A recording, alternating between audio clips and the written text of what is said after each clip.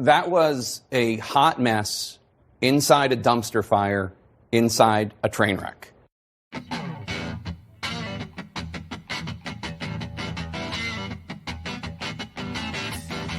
This is the GPL podcast from GopherPuckLive.com.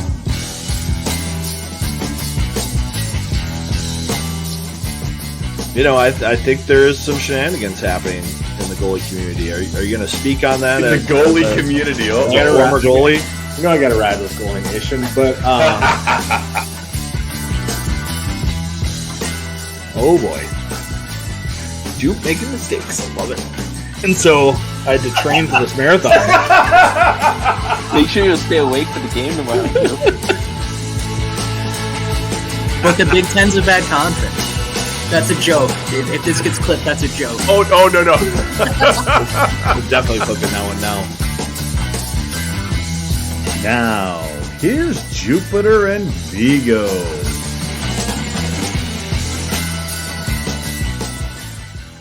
Good evening and welcome to the GPL podcast, episode number 240 and the season finale. Well, Viggs, heartbreaking ending to the season for our Gophers. Yeah, it was pretty painful Saturday night in Tampa. I mean, it was so incredible to see all the support there all week. The fandom had just populated the city. Splitsville was a great spot to be and to take in all that maroon and gold pride, and then to see it fall apart like it did on Saturday night, lose the 2-0 lead and lose the championship was a real gut punch. I was on the side the cameras were. I actually started my video at the beginning of overtime. And let's just, we'll just watch it because it's a short clip.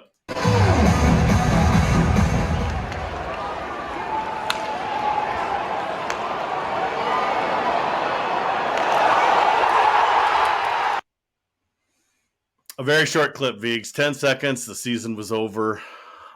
We could go back and analyze those 10 seconds all we want. I'm not sure why Kester stepped up, causing Lacombe to move over and Nelson to cover. But some people were claiming maybe offsides. There was no offsides. It was a great play by Quinnipiac finding a weakness. And boy, it was just over just like that, Viggs. I think what Minnesota was trying to do, and I tried to explain this on Twitter as best I could after the game, is when Quinnipiac gets the puck in the neutral zone and they regroup, they traditionally want to get up the ice as quick as they can. So when they win it back to the D here and he's going back, he's usually looking to put it between the Minnesota and the Quinnipiac logo as quick as he can. So what Minnesota is trying to do is they're trying to take away the options in the middle of the ice, and they're trying to have, their F2 and their F3 cover the strong side of the ice, and they're trying to have a player cover the far side of the ice so that the D has to either go D to D or he forces a pass where Minnesota can jump and go on offense. And what happens here is Minnesota just gets put in the wrong spots and Quinnipiac beats them up the ice. And I think, if Jackson Lacombe could probably play this rush over again, he's the D all by himself back there. You can see that the Gophers have three players kind of on that red line, one attacking the puck, trying to take away that pass to the strong side. Yep. He wants that pass to go somewhere else. And when they don't stop the rush here, they're in real trouble. And I think this is something that Steve Miller saw. He's like, when Quinnipiac has the puck, let's be aggressive and try to create a turnover in the neutral zone so we can get offense. But when they don't, if you keep going just a little bit here, all of a sudden now we've got a Gopher player chasing. We've got Lacombe aggressively playing this rush, I think because he thinks he can make a play on the puck and end the rush right here. Mm-hmm. If he could do it over again, he should just be thinking about taking away the pass and a lot and play the shot. Yeah, because it was It looks like a left. Was that a left-hander or right-hander? I can't really tell here, but It looks like a lefty. So for him to get a shot off, he's going to have to expose the puck. And maybe that's what Lacombe is thinking is he's going to expose the puck. I've got my long reach. I can take it away. But as you can see, I think the Quinnipiac player picks up his teammate coming wide open, going to the far post right away. And Jackson Nelson can't get back for that. There's no one within 20 feet at that point when they enter the zone. Right. So if you just go a couple seconds longer. Yep. Only odd man rush. Yep. It's a backhand across. Yep. And then, he catches the puck and he does a fine job of, Nelson almost gets there. Obviously, this isn't great for the people listening, but people watching or watching on YouTube, you can see a couple guys, Gester's probably shouldn't have pushed up there, but he was covering a guy. He came up to cover a guy, but the puck went past him to another guy. Yeah, and I think that's the issue is they're trying to take away all of the options at the red line and play the rush there, but they get beat up ice, and there's just too many guys going the other way. But this is not the story of the game, Biggs, at all. As we know, many people, experts and non-experts and whatnot, saying after the Nelson goal to put them up 2-0, they sat back and tried to play a defensive game. I would say that they're probably not wrong, but Quinnipiac also has a lot of something to do with that. But the bottom line is 2 shots in the third period. And obviously we know that the Snuggerud one missed because the puck was further as puck was rolling. I mean, he didn't have as much of a chance there. But, geez, what happened, Viggs? Well, I think what happened was Quinnipiac got a little bit more aggressive with how they played Minnesota with about 12 minutes to go. Earlier in the game, I felt like Quinnipiac was giving Minnesota a little bit of space to exit the zone. In the neutral zone, they were giving them, up into the red line, some space to make some plays. But as the game went on and Quinnipiac got more and more desperate, they started getting real aggressive at the offensive blue line and coming down and making plays on Minnesota. And it became difficult for Minnesota to win pucks and have any possession. And the other thing that happened in the third period is Quinnipiac just started winning faceoff after faceoff after faceoff. And that was really forcing Minnesota to always be on the defensive to start their shifts and be fatigued as the game went on. They had tired legs. They were just flipping pucks out. And then when they get that penalty called on them at the end with Cooley, that puts them on their heels even more. And they just couldn't weather the storm all the way to the finish. Matsko said he didn't change any strategy, blah, blah, blah. Do you think it was Quinnipiac adjusting or maybe Minnesota not trying to go for the throat after the 2-0 lead? Well, I think against Quinnipiac the whole time, it was going to be tough to generate offense. You look at Quinnipiac, they gave up the fewest number of goals in college hockey. They had the second highest save percentage in college hockey. They were the least penalized team in college hockey. They had the 4th best penalty kill in college hockey. This is a team that was going to be tough to play against. And so I think Minnesota was not going to be able to get into a track meet like they did against BU, where they were able to push the pace and where BU wanted to push the pace. It was not going to be a game that they would play against Michigan, where they'd be trading chances. It was a tough physical game. And I think this is the game they probably had to play. If you look at the shot charts throughout the game, there are not a lot of quality scoring chances for Quinnipiac throughout the entire game. You look at shots between the dots, underneath the circles, I think there's maybe 2. There's a shot chart for the game, Viggs. For those of you watching on YouTube or live or the recorded, Minnesota on the right, Quinnipiac on the left. Right away, just what shows up to me is obviously the lack of shots by Minnesota. We knew that. But that first little kind of trapezoid in front of the goal, 2 of them are goals, 1 is a save. And you compare that to the other side. Minnesota just didn't have chances in close either. Even, the kind of next 15 feet out, from the dots up to the top of the circle. Not many chances. And all those chances for Quinnipiac that came in the house, those basically all came towards the end of the game. That was not the kind of pressure they were getting early in the game or in the second period. It all kind of came at the end as Minnesota really just buttoned down and said, okay, let's just weather this period and win a championship. And it didn't happen for them. They did get the 2-0 lead. Things were looking good. Quinnipiac gets actually a nice backdoor play really fast right across the crease. Some people are trying to blame Close for this loss. I don't know if he could maybe got a stick out for some of these things because both kind of went across the crease, didn't they, Viggs? On both the goals in the game. And I understand that last goal or the second goal, it looked like there was a player driving the net to maybe tip it. And I think Closer was cheating a little bit towards that.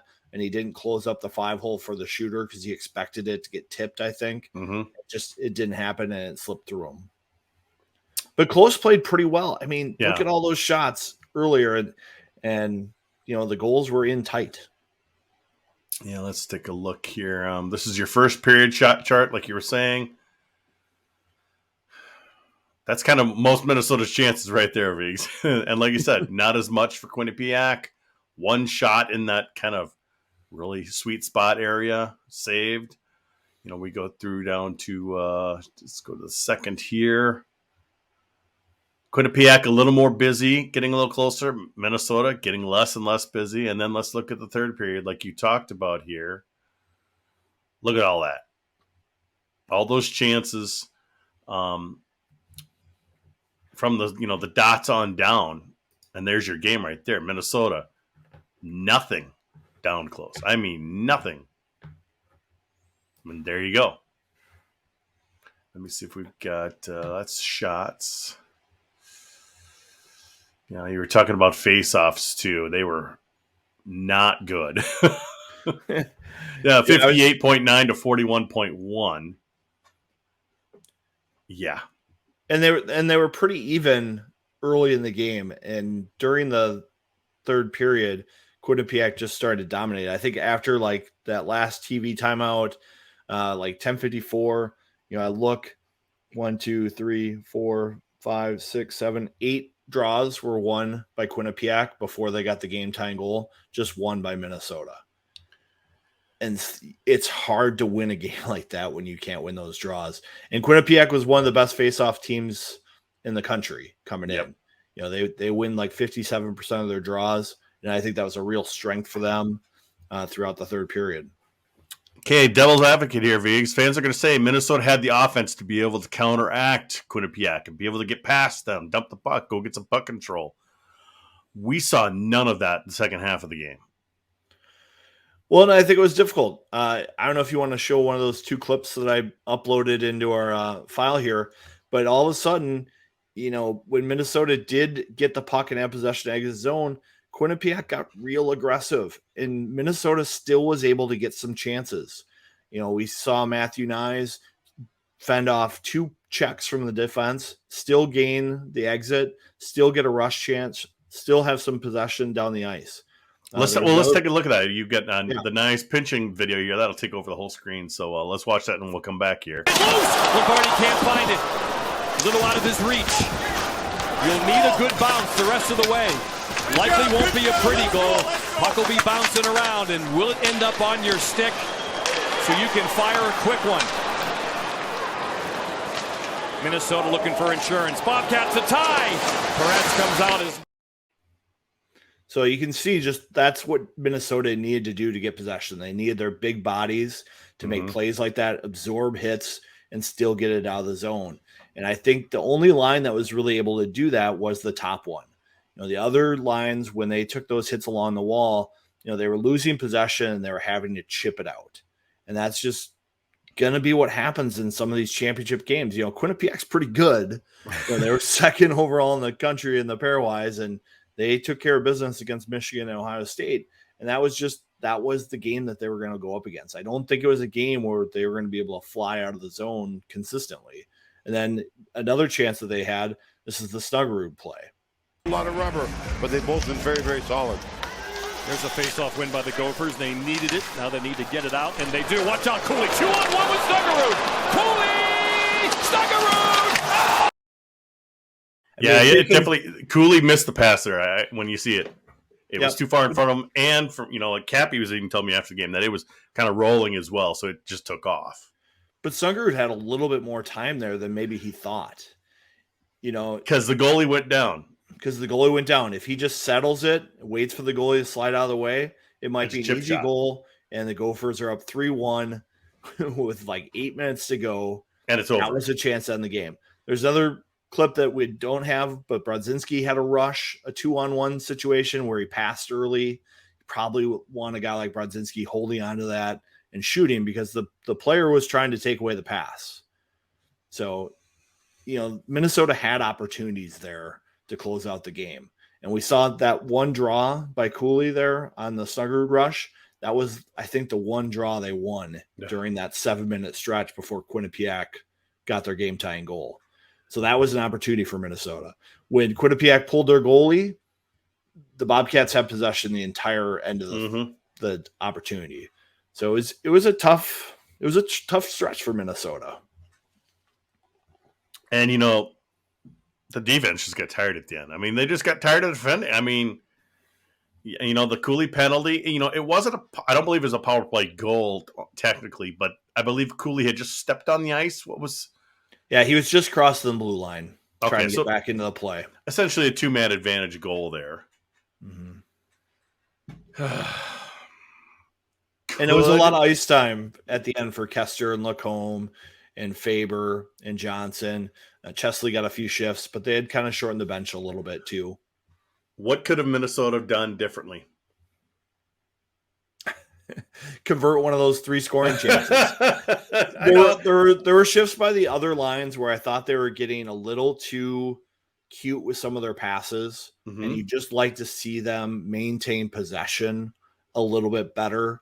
They were trying to make a long pass that sometimes was behind players and things like that.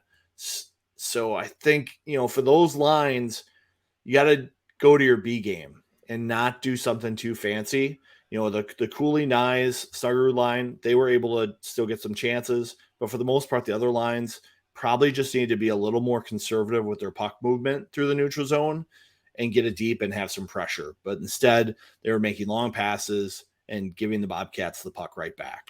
And one thing I noticed, Viggs, is it wasn't just Minnesota, but a lot of passes were just kind of flubbed, missed. I mean, you look at Minnesota's first goal, Quinnipiac just served right up to him just because of a flub. I don't know if the ice was bad. I didn't hear any teams complain about the ice. Obviously Minnesota benefited in that first goal, Viggs. When it literally, he just whiffed it. But I just noticed a lot of Minnesota passes coming up the ice. All of a sudden, just either they whiffed, missed, or whatever. Well, it was 90 degrees in Florida. It's a southern rink. It's probably not going to be perfect ice. There's a lot of activity going on in the building. Great crowds. I think it was 3rd highest attended Frozen Four of all time. Probably impacted it a little bit. Yeah, it was the second highest championship game of all time at 19-4-4-4. Yep. And I think both teams were struggling with the conditions a little bit. There weren't a lot of like super pretty passing plays other than the one for Hugelin and Pitlick on Thursday night. Yeah, that was pretty sweet. First game, though, turned out that way. We did kind of cover that first game in our post game on Thursday evening, but it was a really good game for Minnesota Viggs. They won 6-2 over Boston University. Obviously, a longtime foe of Minnesota. It was 2-2 game, and then Minnesota pulled away with 2 Middlestead goals and 2 empty net goals by Cooley. So things were looking good in that area. And then, of course, we had that play by Pitlick to Hugelin, or Hugelin to Pitlick between the legs that just got everyone going. And things really kind of felt good after that game, don't you think? Yeah, I think there are a lot of happy fans on Friday and Saturday in Tampa for Minnesota with how they played. That was a fun game to watch. It was high pace, some skill being made out there, and just a great college hockey game. Michigan did not play very well that night against No, Quinnipiac. neither did Portillo. No. And it kind of gave everybody a little bit of a fear of playing the Bobcats because they could slow down the game. Now, I didn't expect Minnesota to play as poorly as Michigan did against Quinnipiac. And I felt like throughout the game, Minnesota did a better job of not turning pucks over. And for that part of the game plan, they executed really well. They just couldn't, at the end, there was just a lot of pressure by Quinnipiac since we couldn't, how many times did they have to clear and ice the puck in that third period to relieve pressure? It was a lot. Yeah, and I think it was actually less than I thought watching it. When you're watching it live, it just seemed so frustrating to watch it happen. But when I go back and I rewatched the game last night and I rewatched the last 10 minutes again today, Minnesota made pretty good decision with the puck in the third period. When there was an ability for them to take a check and protect the puck and move it to a teammate, they did. When there was a risk of turning over the puck, for the most part, they chipped it out and it got into the neutral zone. Now, they didn't always chip it out and not ice it. They didn't always chip it out and get a good line change, but they were able to relieve pressure. It's just those passes a couple times turned into flubs and chips because they just couldn't complete them. And now Minnesota is 0-3 against the ECAC in national championship games, 89, Harvard, 2014 with Union, and now 2023 with Quinnipiac. They just have Minnesota's number. Yeah, the styles just haven't matched up for Minnesota. I don't know what to say about it. Maybe Minnesota just gets in these games and they get too nervy. I think there were a lot of nerves for the Gophers on Saturday night. You could see they weren't quite as clean and composed as they've maybe been in the past. But they were weathering the storm pretty well. It's just the storm broke the dam. Looking back, first minute of the game, should that have been a 5-minute major? The hit on Kester. Now looking back, when you showed that little clip today, I realized the guy left his feet as well. Yeah, it looks like he explodes up. We don't have a good view of him actually clearing the ice, but it looks like you can tell he kind of landed. When it goes down. He definitely gets up on his toes. I don't think it was a 5-minute major because, I think he starts the contact, body to body. It's just the way he finishes the check with his elbow and arm coming up. Players going to stop doing that. And you see Kester's mask move. That's pretty obvious to me. I know that we've got some North Dakota fans trolling us on Twitter and trolling Gopher fans on Twitter. Don't fall for that. They're just trying to get you riled up. They know you're upset with the result. But I just don't understand why a player like that just doesn't take center mass and just blow him up that way. I mean, Skylar Brindamore is a big player. He's a physical guy. Mike Kester's not. There's no need for him to come by and clip him like that. If he just goes center mass, he's going to blow up Kester anyway. When I initially saw the play, I thought maybe he got Kester's shoulder because he's a player that's had some shoulder issues in the past, and I thought that might be it. Clearly it wasn't, and Kester was out for the power play soon after. But I thought the call was right. I think it's definitely a minor. Bobby Bauman saying I was at the game, and since they wouldn't show replays on the video board, I was pulling up on my ESPN app to watch replays. That's kind of an NCAA thing, Viggs. They don't show any replays of anything controversial until they either don't, or if it's a goal, they might show it after the decision's made. Yeah, which is too bad. You've got all the people in the arena who've paid, $200+ or whatever to go to the game. They should get to see what's happening out there. The New Yorker usher that was next to me for the championship game, he was like, "Where's the replay? What's going on here?" It literally just like that. Mm-hmm. And I go, NCAA, they do things differently, and we're not going to see that replay, or we're not going to see that, like the BU almost goal when he, covered it with his glove and can't see it. I'm like, we're not going to see that because NCAA kind of has ESPN on a lockdown with those type of things inside the arena. Right. So, team loses, Vigs. Devastating. We know, poor Faber. He was so distraught after the game. You, me, and Chris Eckes did go down to the locker room after the game. I just went in to say thank you to Scott Slarks because I just didn't feel like I wanted to be in that room with those kids.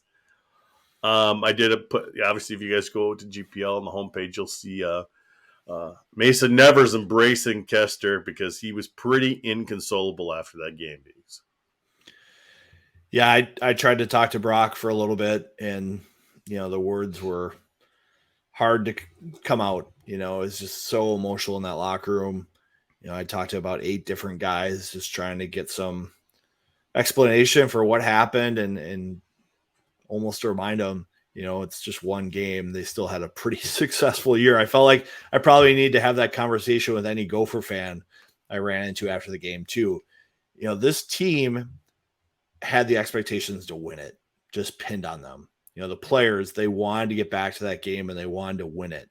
For them to fall short of their goal was heartbreaking for them. And if you think they didn't want it, that locker room after the game told you they did. Exactly. And that was me ripping on Sammy last year. I think that was just kind of me just ripping on Sammy because I was pissed at his performance for the entire season.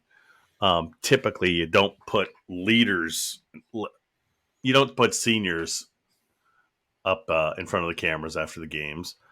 Not the game that ends their season. Yeah, I mean, it did happen in Tampa in 2012. I remember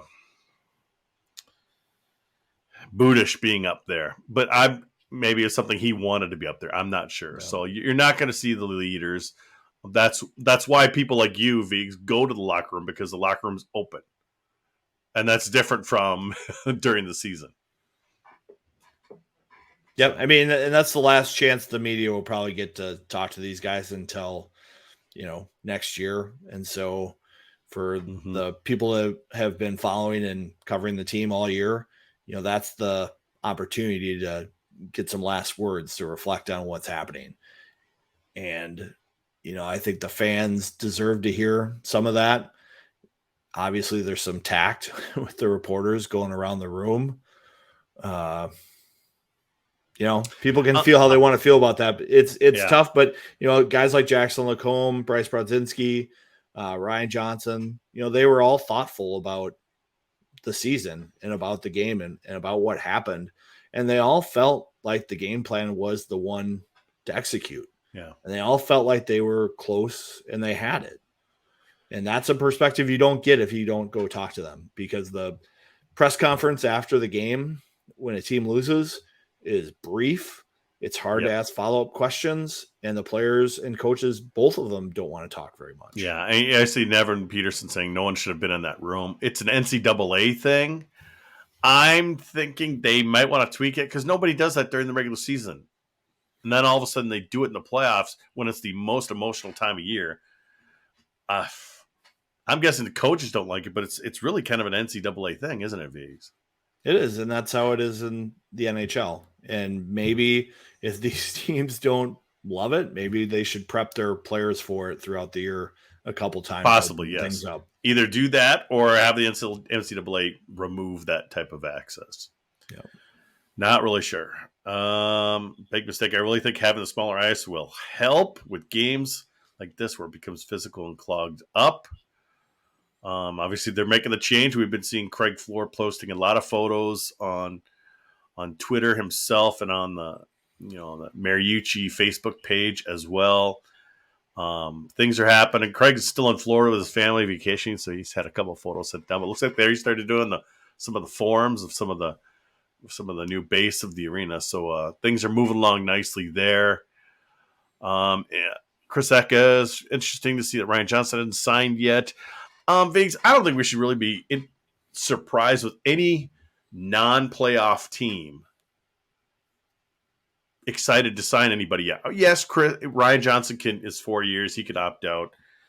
But they're not. They're not like you. Some talk about Cooley. Well, is Cooley going to sign? Is Cooley going to sign? They're not going to sign him and waste a year for that one game left in the season. It doesn't make sense. Here's the situation: if you have a player that may or may not sign with you, the carrots you have for players, sign them now and burn a year of their contract so they get to get to restricted free agency sooner. That's the carrot that they gave to Lacombe and Nyes and Faber. They really want those players in their organization. Now, the players you're seeing sign these amateur tryout or professional tryout agreements, that is basically the players going, I want to move on to pro hockey. Let's make it happen. I'll do whatever. And so their entry-level deal slides to next year. And so I think for some of these players, they want that year burned. So they'll make more money as a restricted free agent than as an entry-level contract player. So I think the longer that these players wait means there's always the possibility that they don't sign, because there's no incentive for them to sign once the year ends. And I think the odds go up for a guy like Logan Cooley to come back next year. I think there's a chance Ryan Johnson isn't being offered that year to be burned on his contract. Yep. So maybe he doesn't want to do that. And maybe he doesn't want to go to Buffalo if he waits to the end of July, I believe it is. Right. I mean, then he can kind of free agent and sign wherever he wants to sign. Mm-hmm. Or wherever he's felt that he's needed. And then when you're looking at a guy like Jackson Nelson, if a team is willing to burn a year to sign him as a free agent, that's got to happen in the next couple of days. Mm-hmm. If they don't, maybe that opens the door for him to be a COVID year senior, a fifth year. Yeah. Yep. Or, maybe he'll just wait to find the right fit later because there's no incentive to sign right now. Well, let's talk about all that happened. So, the team comes back Saturday night. They were coming back no matter what, even if they won, folks. So that's not a big deal. Faber, Nyes, and Lacombe the next day, I believe it was, signed their contracts. Faber with the Wild. He's played a game already. Nyes with Toronto. He's played 2 games and was back in Tampa last night. And then Lacombe played his first game for Anaheim last night as well. One thing that was interesting with the Rink Live with Jess Myers saying that Nyes felt, he could have stayed in Florida, but he wanted to go back with his team because they meant a lot to him. And so he was only home for a very short time and then went down to Miami to play against Florida. But those 3 guys have all signed. Lacombe was a senior, so he was going to be gone. The other 2 are underclassmen. But all 3 were expected to sign fairly quickly because those teams that they're on are going to keep playing. Well, actually, Lacombe's not, but Lacombe's not. But they really wanted him. They did want to lose him. They didn't want to lose him, exactly. Right. So they gave him that incentive to say, we want to sign you. We're willing to burn a year of your contract. And so the players who haven't signed, I think that means that their teams are not willing to burn a year of their contract. Mm-hmm. And so that's less of an incentive for these players to sign. Now, will they ultimately sign? Maybe. But there's not much else for these teams to offer.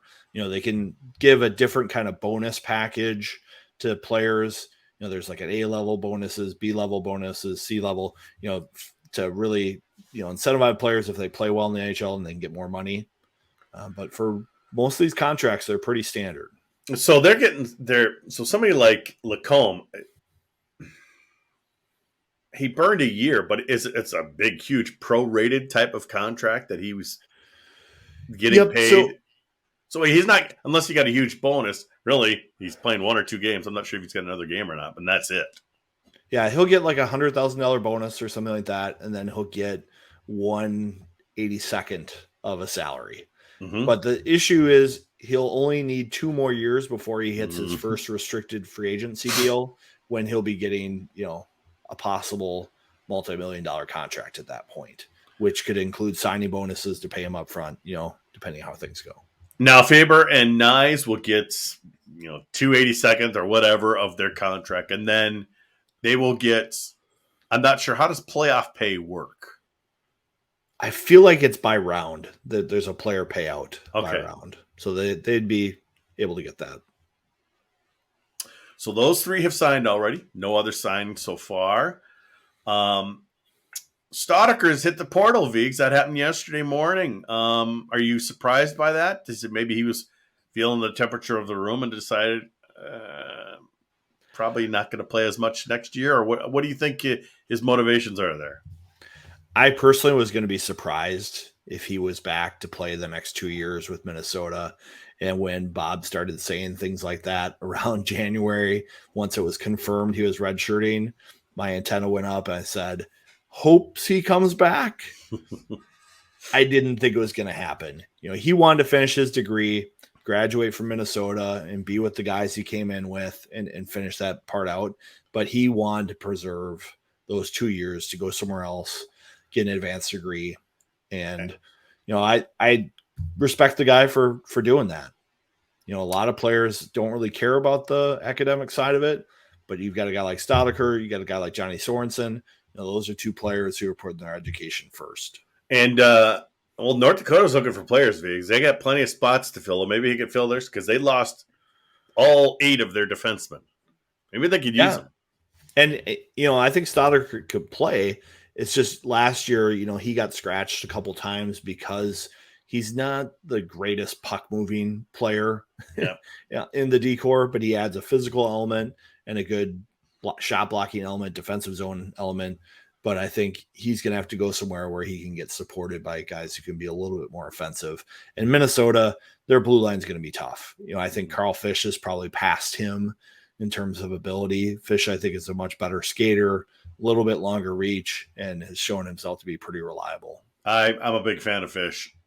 I wouldn't mind him having like maybe an A next year because he just kind of has that leadership vibe to him. So that would. And when they did the player karaoke in Tampa, he was probably the best Gopher. Well, okay, we'll get to Tampa in a bit, but so do you see anyone else jumping into the portal? Maybe some freshmen that didn't think they played enough. I mean, this is pure speculation, folks. We don't have any previous knowledge of anything. The only player I would worry about from a flight risk because of that would be Bartoszkiewicz. Just because there's a pretty good chance Justin Close is back next year as the number 1 goalie for Minnesota. And Bartoszkiewicz has not gotten many games the last 2 years. And games are critical for a goaltender. The only issue there is there's goaltenders galore in the portal. There are lots of experienced options for any team that needs goaltending to dip in the portal, and Bartoszkiewicz is not going to be at the top of that list. And we've got 2 recruited as verbal commits right now as well. We do. Nathan Airy and still technically Andrew Gino Pashore, I think his name is. Yeah, I don't know if Pashore is going to make it to campus. He had that 1 year where he was having a hard time finding a place to play goalie. He ended up at Danbury. This year, it took him a while to find a spot at Aberdeen in the NHL, and he's not their number 1 goalie. Mm-hmm. So if you're Minnesota, you aren't usually bringing number 2 goalies from the NHL to your roster. And the kid hasn't taken his commitment off any of his socials. Yep. It's still listed that way in the line charts and whatnot for Aberdeen. So we're not going to make any assumptions there. But when they get a commitment from Nathan Airy, who's played a ton of games in Canadian hockey, that's looking like a safer bet to be a next goalie who's going to come in and play. That's the Justin Close model right there. Okay, so we'll just have to keep an eye on the portal, folks, to see if anyone else decides to jump. And then some good news, Viggs. Mr. Snuggerud has said he is coming back, not going to St. Louis. And I'm glad he did because, honestly, the end of his season wasn't as good as it was earlier, Viggs. Yeah, it felt like that whole line had a little bit of struggles down the stretch, almost like they were pressing. Except for Cooley. Cooley did pretty much. Well. Yeah, but they're pressing a lot, and Cooley got some of those empty netters that maybe kind of boosts his scoring just a little bit. And, I think that there's room for growth in his game. He tries to play a little bit physical. I think his skating has gotten better, but there's just more to unlock there. I think he could be a little bit more productive at handling the puck, possessing the puck, and not just being a scoring threat. So we'll see. And really, the big question right now is, does Cooley come back? It's good so far he hasn't signed. You don't see him down in Arizona yet. I mean, we've seen videos of him saying, I don't like school. I'm guessing a lot of guys don't like school. A lot of people don't like school. I don't mean school. But he really seemed to become, I don't know. He just gave me that feeling that he, as the season went on, that he didn't give us that vibe of a one and done Vigs.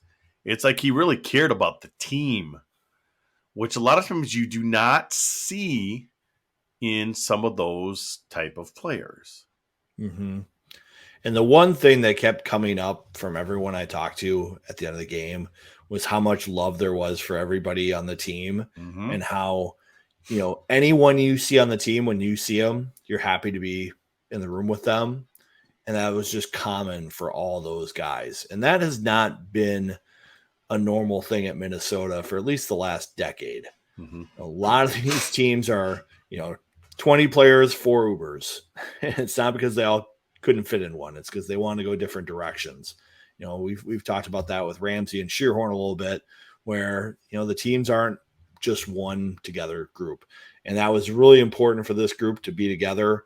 I talked to Jackson Nelson about that after the game, and he said it was very intentional. When he got here, the team was not united, and that was one thing he wanted to do as a leader for this group, is make sure everyone was included and everyone wanted to be around each other.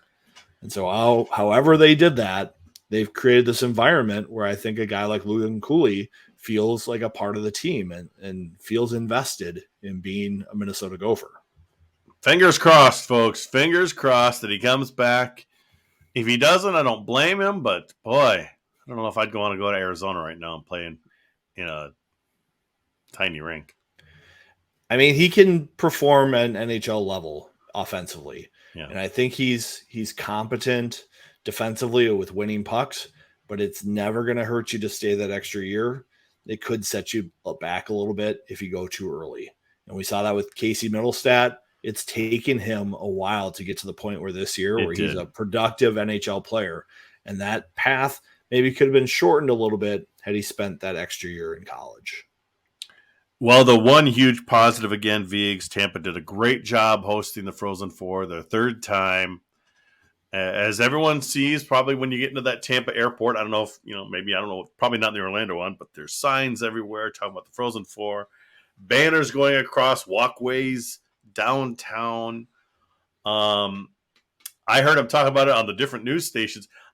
They were doing a traffic and weather report when I was at a restaurant having lunch on Friday, and they're talking about, it's crowded down there and blah blah blah. I'm like going, don't forget that they're talking about the championship, and boy, I was running into Minnesota people all over the place. Boy, they put on a great show again. Yeah, it was great. I think one of the nice things about Tampa and being around Amalie, there's so many places you can walk to there that make it really inviting for the hockey fan. We were staying right down there at the Marriott, having a good time, and you just saw so many fans getting out, walking, enjoying the sun after the terrible winter we've had in Minnesota.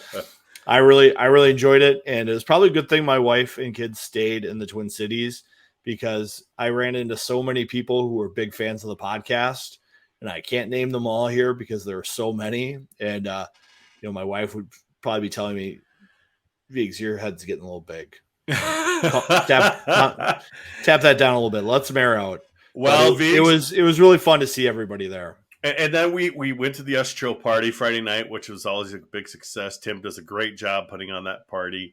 The only thing is our venue had to close a little early when we wanted to keep drinking.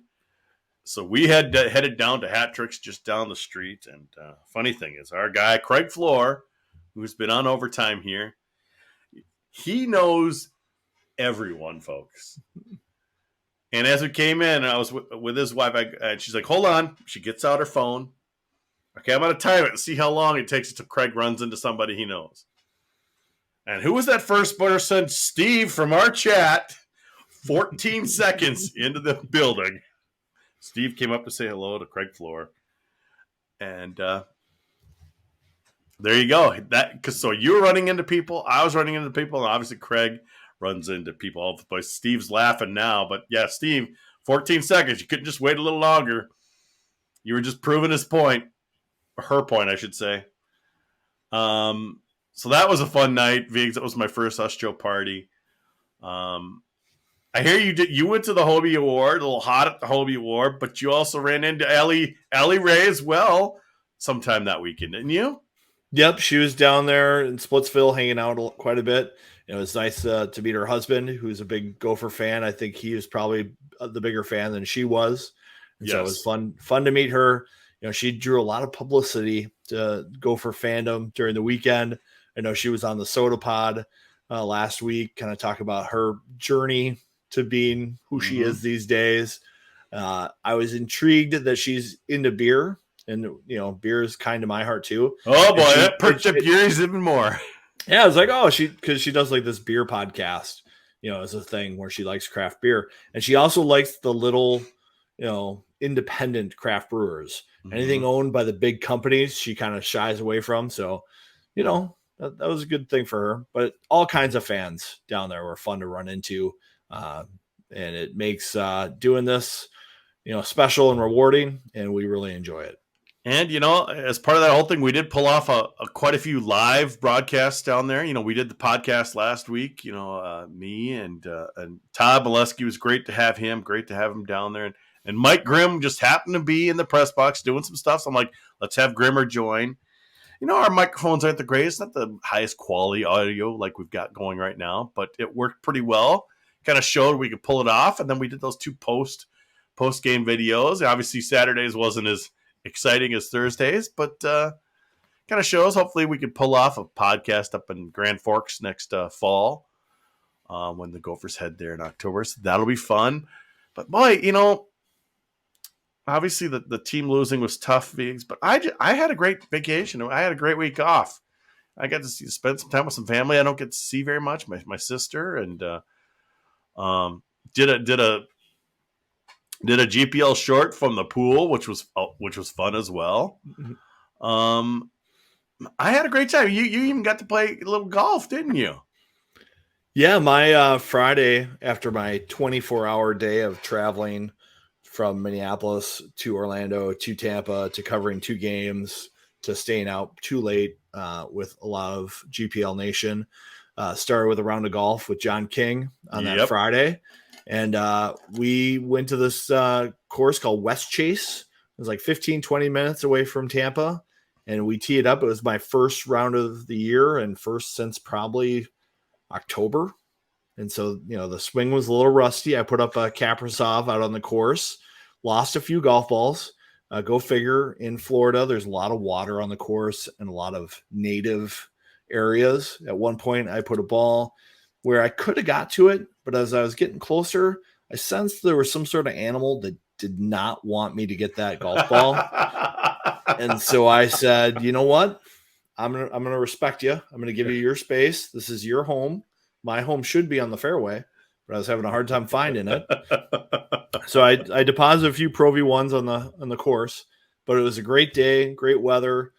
We survived Kinger leaving his phone in the Uber on the way to the course, and we actually got it back. Wow. We'll get in more detail about that in overtime. Okay. I wasn't gonna tell the tale about him losing his phone in the Uber, but he already talked about it on his podcast. So the anxiety-driven John King talked about his podcast, so I guess it's fair game now.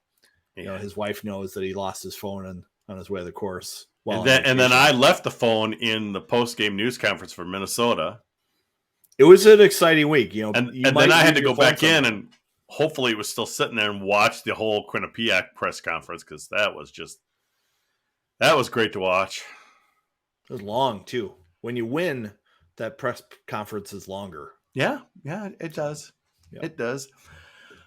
Viggs, one little thing I wanted to talk about here before we run off. Tampa did a great job, blah, blah, blah. But just a couple hours ago, Binghamton University says they're going to go D1 in men's hockey and women's field hockey to, make it balanced.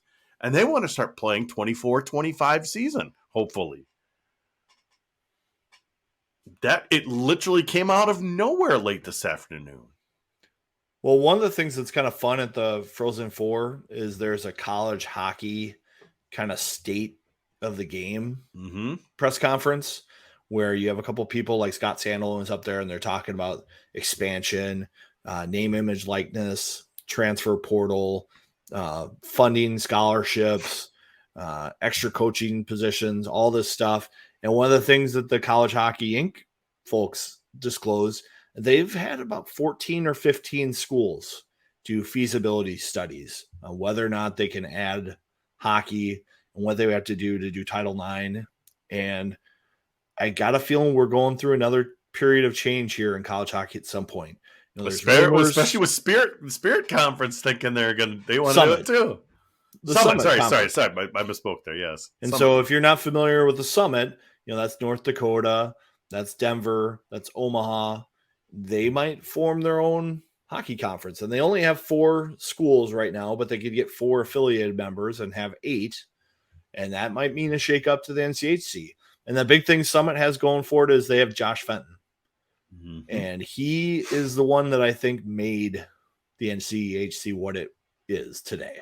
He was a big voice in that, and if they split their ways, I think that would be a very strong conference.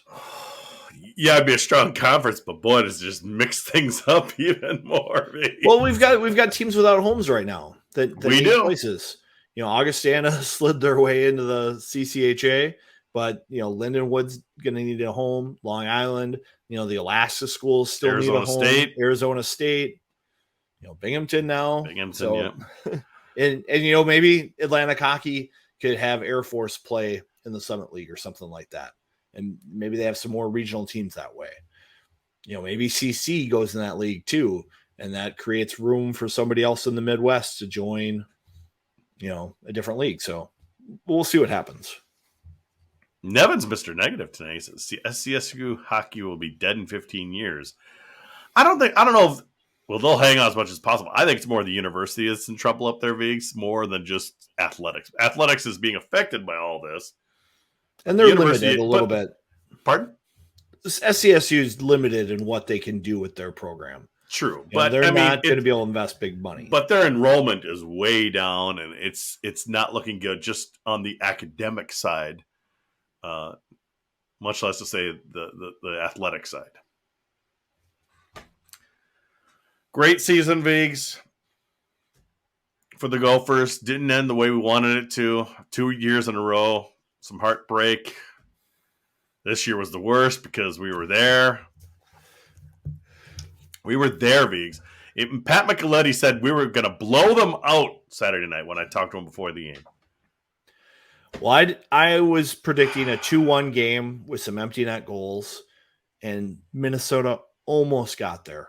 Like, they were so close because you knew Quinnipiac was going to pull their goalie early. Yeah. And I think if the Gophers aren't on the penalty kill when Quinnipiac pulls their goalie, the Gophers have a good chance to end the game right there. It's just when they were down and they were at that point of the game. Minnesota's had 4 extra attacker goals this season. Their opponents had 0 until the championship game. And Minnesota, I think, had 8 empty net goals. Yeah. On the year. When other teams pulled their goalie, which happened a lot this year, the Gophers were able to get that extra goal to spread out the score. And I still think that penalty changed the outcome of the game a little bit. Even though they didn't score on the power play, they scored just after. Yeah. And it just gave them a lot of momentum. It was a tough way for the game to end. That's a call I can see in October and November. I can't see it being called at the end of the game. It's not why they lost. Minnesota had other chances, but it made the margin smaller. And honestly, a tough way to end it. You look at somebody like Mr. Nyes. 0 points those last 4 games, Vigs. He was still doing things to create. He was still doing things. So, but how many times did he come up big with game-winning goals during the season, overtime goals during the season? We didn't see that Nyes in the playoffs. We don't know if he's injured, sick. I don't know. It was funny. He got a point last night, almost had his first goal. I'm like, we could have used one of those on Saturday night. Oh, for sure. Any final thoughts here, Viggs? Great successful season for the podcast, for the website, for the team. It was all a lot of positivity. We're looking forward to next season. It was mentioned to us today we should do a podcast in the middle of summer. Maybe we will. We'll see. We'll play it by ear, but I kind of like the downtime, and I'm guessing you do too.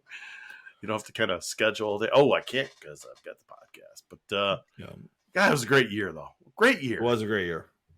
Hopefully they get back to the Frozen Four in St. Paul next year and maybe get one more step on the ladder. Yes. That's it, folks. That's the end of season number 12 for the GPL podcast. Of course, we want to thank all of you. Thank Viggs right over here. Thank all of you that either listened, watched as we've done these videos these last couple of years. We appreciate all of you and all of your support and are looking forward to next season already. I had myself back in here. I know I keep hitting the wrong button. For those of you watching live, there I am. Stay tuned for some overtime. For the rest of you, we'll catch you back in September when we're ready to kick off the next season. Thanks for listening, folks.